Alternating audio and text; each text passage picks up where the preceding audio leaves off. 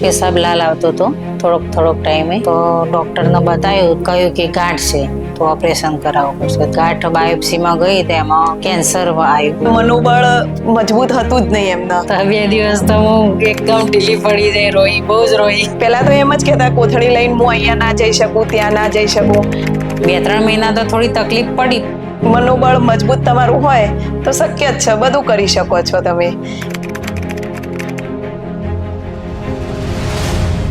હું મધુબેન પટેલ, મારી ઉંમર 53 વર્ષ છે. અમુક ટાઈમ મને પેશાબ લાલ આવતો હતો થોડોક ટાઈમે. કઈ ટ્રાવેલિંગમાં ગઈ હોય, કઈ ગામડે ગઈ હોય, એમ થોડોક લોડ શરીરને પડ્યો તો પેશાબ લાલ આવતો હતો, પણ કઈ મેં ધ્યાનમાં લીધું નહીં. એક દિવસ ગામડે ગયા હતા ને વધારે એકદમ લાલ પેશાબ આવવા મળ્યો, તો અઠવાડિયા સુધી આવ્યો. તો ડોક્ટરને બતાવ્યું, કહ્યું કે ગાંઠ છે તો ઓપરેશન કરાવવું પડશે. ઓપરેશન કરાયું, પછી ગાંઠ બાયોપ્સીમાં ગઈ, તેમાં કેન્સર આવ્યું. ત્યાંથી તાત્કાલિક અમે ત્યાં ઓપરેશન કરાયા પછી અહીંયા પાછો અમદાવાદ આવી ગયા. અમદાવાદ ઐરાવત હોસ્પિટલમાં રોશિત સર, રોનક સર, મનીષ સર, એ ત્રણેયનો અભિપ્રાય લીધો.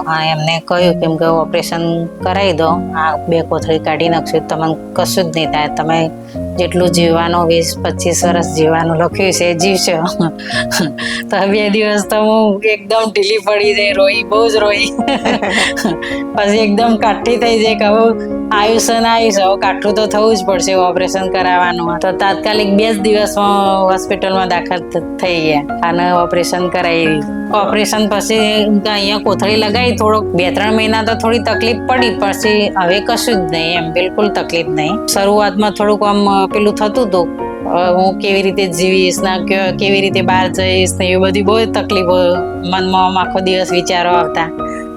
પણ પછી હવે કાયમી થઈ ગયું, હવે કોઈ તકલીફ નહીં, એમ બધે જ ફરું છું, બધું જ કરું છું. મારા નણદ જો આ કરી શકતા હોય એ તો બિલકુલ કહેવાય કે મનોબળ મજબૂત હતું જ નહીં એમના. ધીમે ધીમે એમને મનોબળ મજબૂત કરીને જો સર્જરી કરવા તૈયાર થયા, સર્જરી કરાઈ, અને એના પછી 2-3 મહિના થોડું એમને એવું લાગ્યું, પણ પછી અત્યારે તો એટલી નોર્મલ જિંદગી જીવે છે ને, કદાચ આપણે લોકો નહીં જીવતા હોય. બધું જ જોઈન્ટ કર્યું છે, કિટી પાર્ટી એ જોઈન્ટ કરી છે, બધા ફરવા જવાનું, ક્યાંય ટ્રાવેલિંગ કરવાનું હોય, કશું જ છોડતા નથી એમ.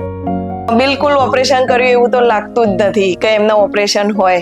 અને કોથળી એ મગજમાં નથી કે મારા કોથળી, પહેલા તો એમ જ કહેતા કોથળી લઈને હું અહીંયા ના જઈ શકું, ત્યાં ના જઈ શકું, પણ અત્યારે તે શરીરનું એક અંગ થઈ ગયું હોય ને એવું થઈ ગયું છે. મનોબળ મજબૂત તમારું હોય તો શક્ય જ છે, બધું કરી શકો છો તમે. કોઈને બતાવો ને તો સામે વાળું ગભરે છે કે આવડું મોટું ઓપરેશન ના આવું, તમે ગભરાતો નહીં એમ. ના આવું કશું નહીં, મને આદત પડી જાય એમ. રોશિત સર ને રોનક સર ને મનીષ સર, ત્રણેય એમની ટીમ, બહુ બહુ આભાર તમારો. નવું જીવનદાન આપ્યું છે તમે. જીવનદાન આપ્યું છે.